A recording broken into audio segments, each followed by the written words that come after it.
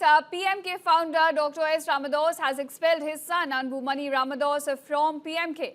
Now, this internal rift between the two leaders has been widening since last December when at a special general council in Villupuram, Dr. Ramadoss announced that the appointment of his grandson Mukud as the youth wing leader, drawing opposition from Anbumani.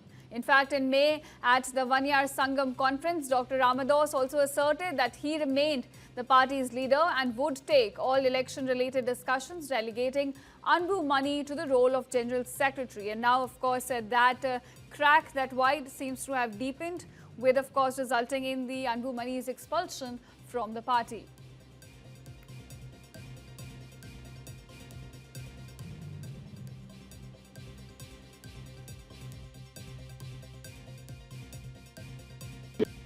அனைத்து தரப்பு நிர்வாகிகள், தலைவர்கள், உறுப்பினர்கள் மனம் புண்படும்படியாக நடந்துள்ள இந்த செயல் கட்சியை அழிக்க முயற்சிக்கும் ஒரு முயற்சி என்பது தெரிய வருவதால் கட்சி விரோத போக்கு மற்றும் நடவடிக்கை என்று முடிவு செய்து மேற்படி மருத்துவர் இரா அன்புமணி அவர்களை பாட்டாளி மக்கள் கட்சியின் செயல் தலைவர் பதவியிலிருந்து நீக்குவது என்று முடிவு செய்து நீக்கப்படுகிறார்.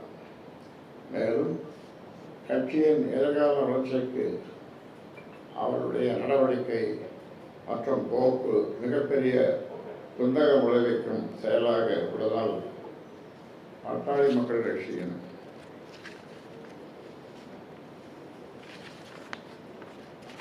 அடிப்படை உறுப்பினர் பொறுப்பிலிருந்து அவரை உடனடியாக நீக்குவது என்று முடிவு செய்து கட்சியின் அடிப்படை உறுப்பினர் பொறுப்பிலிருந்து எந்த நிமிடம் முதல் அவர் நீக்கப்படுகிறார்.